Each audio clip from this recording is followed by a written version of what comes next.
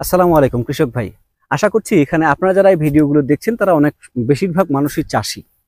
তো যারা ধান চাষ করেছেন অন্তত তাদের সবার ধানের বয়সই প্রায় 15 থেকে 25 দিন কিংবা 1 মাসের মধ্যে।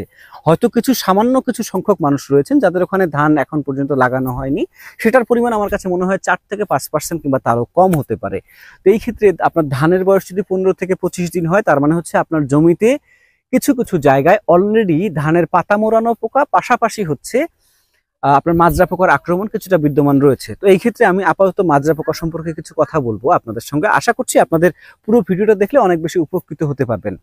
বাংলাদেশে এসিআই ক্রপ কেয়ার অন্যতম একটি সেরা কীটনাশক কোম্পানি হিসেবে পরিচিত এবং এসিআই ক্রপ কেয়ারে রয়েছে আপনাদের মাজরা পোকার জন্য নানাবিধ সমাধান।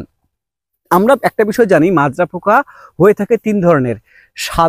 সাদা রঙের মাজরা পোকা, গোলাপি রঙের মাজরা পোকা এবং কালো মাথার মাজরা পোকা। এই 3টি মাজরা পোকা রয়েছে।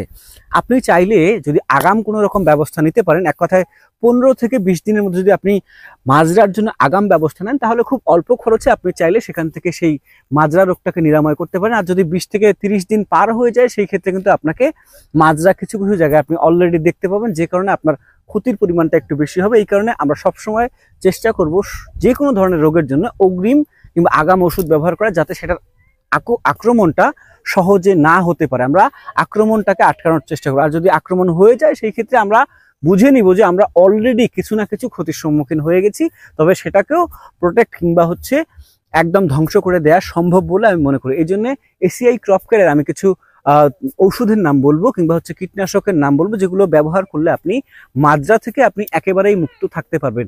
এর মধ্যে রয়েছে এসিআই ক্রপ কেয়ারের এসিপ্রিড প্লাস, এবং যার গ্রুপ হলো এসিটামিপ্রিড ও কার্টাপ।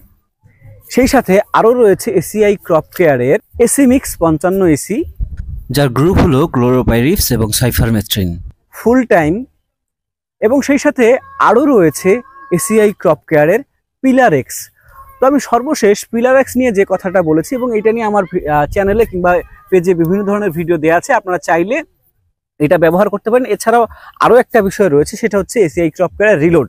তো এছাড়াও এই ওষুধগুলোতে কি গ্রুপ রয়েছে সেগুলো নিয়ে আমি আপনাদের সঙ্গে বিস্তারিত আরো কথা বলছি। তবে এই পণ্যগুলো যদি আপনি ব্যবহার করতে চান তাহলে আশা করছি স্থানীয় আপনার যে কোনো দোকানে গেলে আপনি ওষুধগুলো পেতে পারেন।